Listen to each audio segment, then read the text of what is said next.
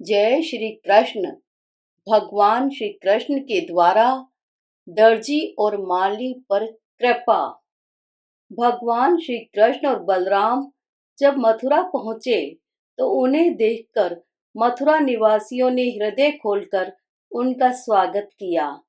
जगह जगह पर उन्हें फूलों के हार पहनाए गए।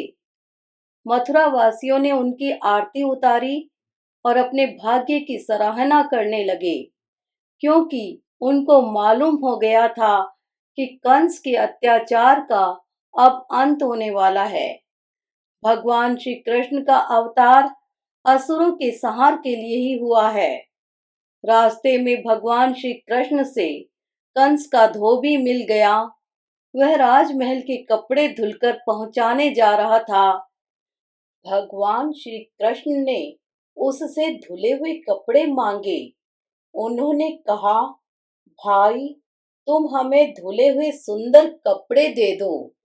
हम उन्हें पहनकर राजमहल में जाना चाहते हैं।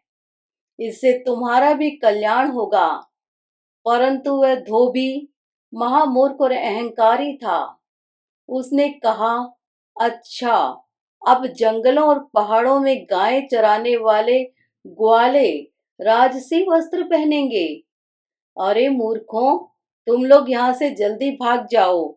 यदि कुछ दिन और जीने की इच्छा है तो राजा का धन लूटने की चेष्टा मत करो।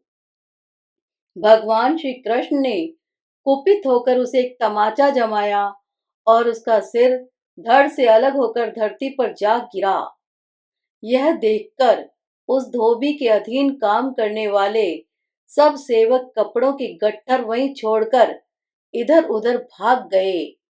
भगवान श्री कृष्ण और बलराम ने उनमें से सुंदर सुंदर वस्त्र ले लिए और बचे हुए वस्त्र अपने साथी ग्वाल बालों में बांट दिए। भगवान श्री कृष्ण एवं बलराम जब कुछ और आगे बढ़े तब उन्हें एक दर्जी मिला। भगवान का अनुपम सौंदर्य देखकर उसे बड़ी प्रसन्नता हुई। उसने उनके वस्त्रों को काट छांट कर पहनने योग्य बना दिया। सुंदर राजसी वस्त्रों में भगवान का सौंदर्य और भी निखर गया। भगवान श्री कृष्ण दर्जी पर बहुत प्रसन्न हुए। उन्होंने दर्जी को विपुल धन संपत्ति के आशीर्वाद के साथ मरने पर मोक्ष का वरदान दिया।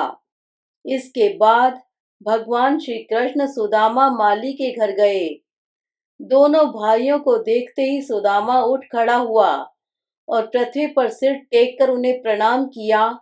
उनको आसन पर बैठाकर उनके पांव पखारे। उसके बाद उसने ग्वाल बालों सहित भगवान श्री कृष्ण को अच्छी तरह फूल मालाओं से सजा दिया।